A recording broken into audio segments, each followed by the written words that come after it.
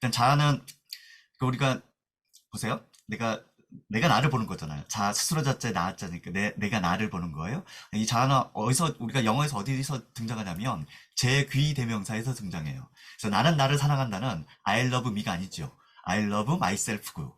나는 나 그렇잖아요. 이게 이때 myself라고 하는 제귀 대명사가 등장해요. 그러니까 인칭 대명사 중에서 주격 대명사, 그다음에 소유격, 목적격, 제기 대명사 이렇게 있잖아. I, my, me, myself. 그 myself 생각하시면 제일 쉬워요. 그래서 여기 페이지 29페이지에 보면 29페이지 보시면 나는 도덕적인 사람인가? 반성적인 자는 인간의 도덕에서 중심 기능을 차지한다. 라고 하고 그 밑에 뭐라고 되어 있냐면 따라서 반성적 자는 제귀적이다. 찾으셨어요? 제귀적이다. 그러니까 내가 나를 보세요. 그러니까 이제 가장 기본적으로 나는 누구지? 라고 생각하는 거. 나는 누구지? 라고 생각하는 거. 내가 나를 다시 생각해 보는 거. 요게 제귀적인 거예요. 그게 제귀적인 거. 근데 이걸 반성적이라는 표현을 썼는데 영어로 하면 리플렉티브예요. 근데 이 리플렉티브를 꼭 반성적이라는 표현보다는 저는 뭐 성찰적 이게 좀 더 맞다는 생각이 들어요. 반성은 우리가 무슨 일을 잘못하고 나서 어떤 행위를 하고 나서 내가 뭘 잘못했지? 이게 이제 반성적이고 성찰은 이걸 다 포괄하는 개념이잖아요. 내가 잘한 것도 보는 거고 못한 것도 보는 거고 그래서 이게 리플렉티브는 제가 이 번역을 반성적으로 번역한 건 이건 좀 적절치 않다. 오히려 성찰적으로 번역하는 게 오히려 더 맞는 것 같다. 그래서 그냥 우리는 영어로 이해하는 게 제일 쉬워요, 사실은. 리플렉티브 셀프는 기본적으로 내가 나를 보는 거예요. 마치 영어의 제귀대명사처럼 어렵지 않잖아요. 두 번째, 자아는 내가 나를 보는 것도 있지만 남이 나를 보는 것도 있을 거 아니에요. 그쵸?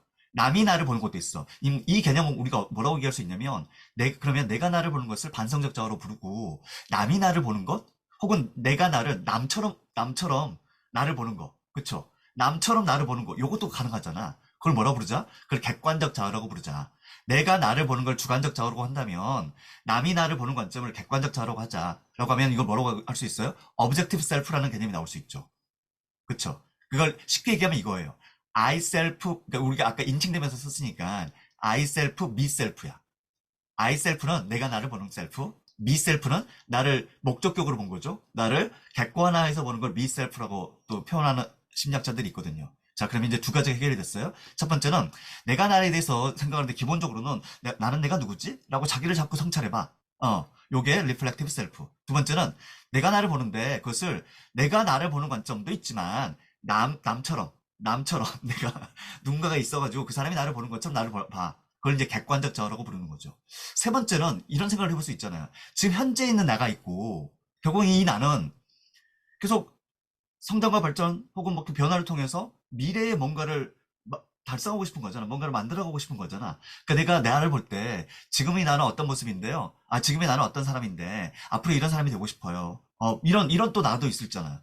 그런 나도 존재할 수 있잖아. 과거의 나는 내가 바꿀 수 없지만 미래의 나는 내가 얼마든지 바꿀 수 있잖아요. 이것을 이 개념을 한번 써봐요. 프레젠트 셀프, 현재 자아와 퓨처 셀프, 미래 자아라는 개념을 한번 보자 이거야.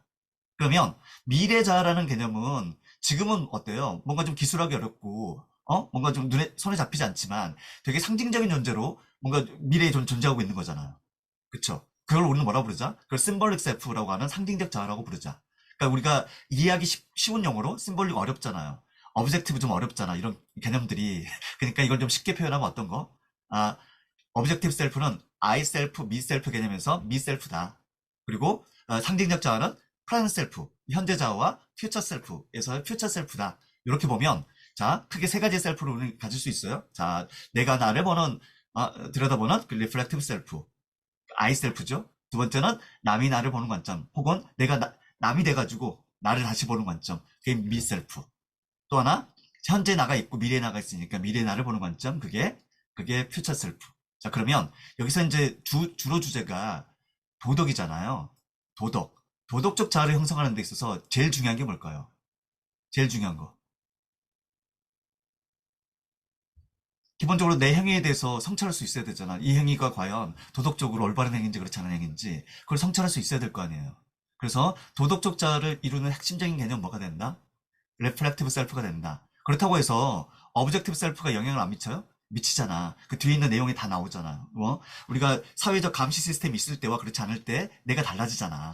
그건 뭐예요? 그건 객관적 자아가 객관적 자아의 힘이에요. 그때마다 내가 뭔가 행동이 달라진다는 것은 보는 눈이 있을 때와 없을 때가 달라진다는 건 그건 객관적 자아의 힘이죠. 또 하나 우리가 사회를 만들면서 그 사회 내에서 우리가 좀 더 높은 지위를 획득하려고 들고 그 높은 인정을 받고 싶어 하고 그 욕구가 있잖아. 그 욕구는 뭐예요? 퓨처 셀프가 하는 역할이잖아. 나는 이 소사이어티 내에서 더 높은 지위를 획득하고 싶어.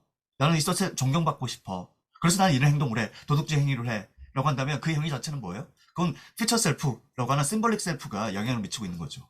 근데 가장 기본은 뭐다? 가장 기본은 리플렉트 셀프다. 그 프레임워크로 이해하시면서 나머지 내용들을 쭉 전개하면 좋을 것 같아요. 그러니까 이분이 참 저는 재치 있는 글쓰기다라고 계속 강조하고 있는 이유는 보통 사회심리학 책에 들어가잖아요. 뭐부터 나오냐면 사회란 무엇인가부터 나와요. 사회란 무엇인가. 그러니까 나는 누구인가가 안 나와. 나는 누구인가가 안 나오고 사회심리학의 모든 책은 사회부터 시작해. 그리고 사회 속의 나를 얘기해요. 근데 이분은 어쨌든 프랑스나 이쪽의 어떤 철학적 사조의 기본은 아시다시피 프랑스의 철학은 누구예요? 데카르트잖아. 데카르트. 데카르트의 이런 철학의 사조는 뭐부터 시작해? 항상 나부터 시작하잖아. 나는 생각한다, 고로 존재한다.